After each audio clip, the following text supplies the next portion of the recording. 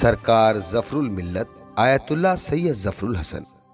ظفر الملت آیت اللہ ظفر الحسن سن 1329 ہجری بمطابق 1910 عیسوی میں اپنی نانہال سرزمین ختیب پور ضلع اعظم گڑھ پر پیدا ہوئے۔ آپ کے والد مولوی سید ضمیر الحسن نے آپ کا تاریخی نام ظفر الحسن رکھا۔ ظفر الملت نے ابتدائی تعلیم اپنے والد ماجد سے حاصل کی۔ اس کے بعد مدرسہ اسلامیہ نظام آباد ضلع اعظم گڑھ میں داخلہ لے لیا اور وہاں سے مدرسہ ایمانیہ بنارس چلے گئے۔ اس کے بعد مدرسہ سلطان المدارس لکھنؤ کا رخ کیا اور وہاں رہ کر سن 1935 عیسوی میں صدر الافاضل کی سند حاصل کی۔ لکھنؤ کی رہائش کے دوران لکھنؤ یونیورسٹی سے عربی و فارسی کے امتحانات میں امتیاز حاصل کیا۔ مدرسے سے فارغ التحصیل ہونے کے بعد سن 1935 عیسوی سے سن 1937 عیسوی تک مدرسہ باب العلم مبارک پور اعظم گڑھ میں مدرس اعلیٰ رہے۔ ظفر الملت سن 1937 عیسوی میں اعلیٰ تعلیم کے حصول کی غرض سے نجف اشرف تشریف لے گئے۔ ان کے ہمدرس و برادر نسبتی ضیاء العلماء مولانا سید وسیع محمد کے بقول آپ نجف میں روزانہ 10-11 دروس میں شریک ہوتے، خصوصاً آیت اللہ سید جواد تبریزی کے درس معقولات میں شرکت فرماتے تھے۔ ان کے اساتذہ ان کے بڑے قدردان تھے۔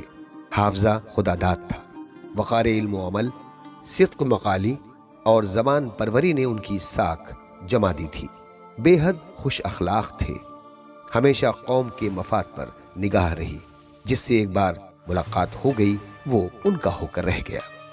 آپ نے آیت اللہ عبد الحسین رشتی، آیت اللہ سید ابو الحسن اصفہانی، آیت اللہ سید ضیاء الدین عراقی، آیت اللہ سید جواد تبریزی، آیت اللہ ابراہیم رشتی، آیت اللہ سید جمال گل پائگانی اور آیت اللہ عبداللہ شیرازی سے کسب فیض کیا۔ فراغت کے بعد ان مجتہدین اور دوسرے علماء سے اجازات اجتہاد لے کر سن 1940 عیسوی میں نجف سے ہندوستان واپس آ گئے۔ آپ کی ایک اردو تصنیف انتظار قائم آل محمد بہائیوں کی کتاب ظہور قائم آل محمد کے جواب میں 3 جلدوں میں شائع ہوئی۔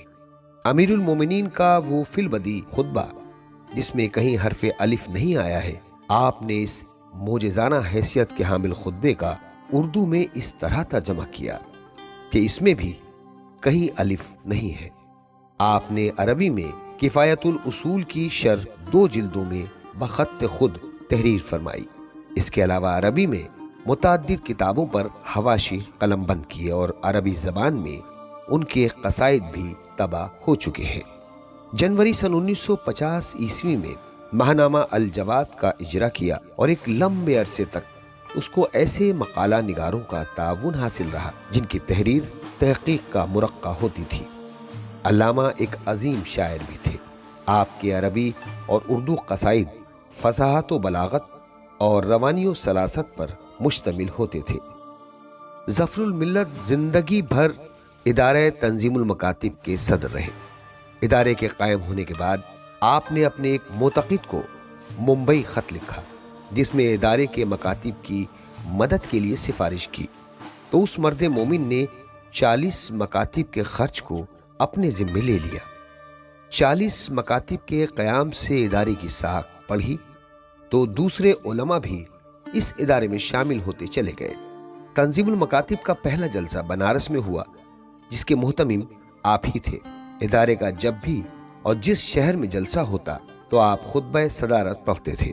اس کے علاوہ آپ نے اعظم گڑھ میں انجمن رفاح المومنین کی بنیاد رکھی جس کا ایک بنیادی مقصد یہ تھا کہ مومنین میں اگر کوئی تنازع پیدا ہو تو کورٹ کچہری کے چکر کاٹنے کے بجائے شریعت کے مطابق اس کا فیصلہ کرا لیں۔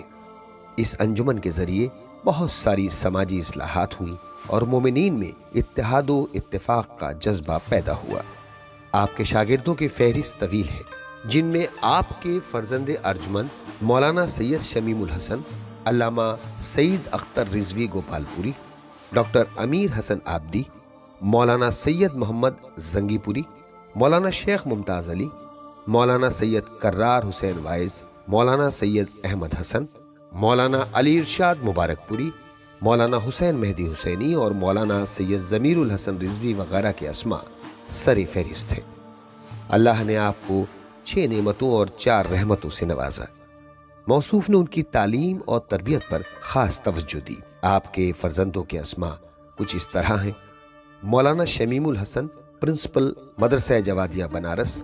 सैयद दुर्रुल हसन इंजीनियर होने के साथ साथ जाकिर और पेश नमाज भी हैं। हकीम सैयद खुशनूद हसन निज़ामाबाद में मतब कर रहे हैं। सैयद अलीउल हसन रिजवी जामिया मिलिया शोबा इंजीनियरिंग के साबिक हेड। सैयद रजीउल हसन इंजीनियर बंदरगाह इमाम खुमैनी ईरान। और Syed वलीउल Hasan Tehran radio Iran में मशगूल हैं। ज़फ़रुल मिल्लत एक अजीम और अहद आफरीन हस्ती के मालिक थे।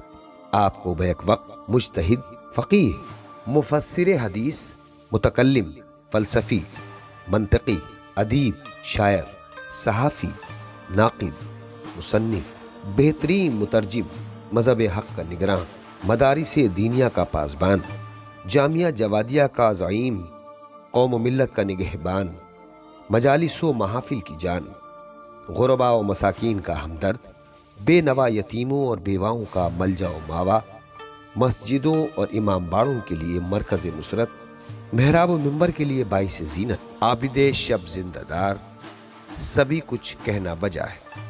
आखिरकार ये इल्म अमल का आफताब हाई ब्लड प्रेशर की बीमारी में मुब्तला होने की वजह से शब 17 रबीउल अव्वल सन 1403 हिजरी में सरजमीन बनारस पर गुरूब हो गया और नमाज जनाजा के बाद मोमिनीन की हजार आहो बुका के हमरा मस्जिद मज़ाहिर साहब बनारस के सहन में सुपुर्द खाक कर दिया गया।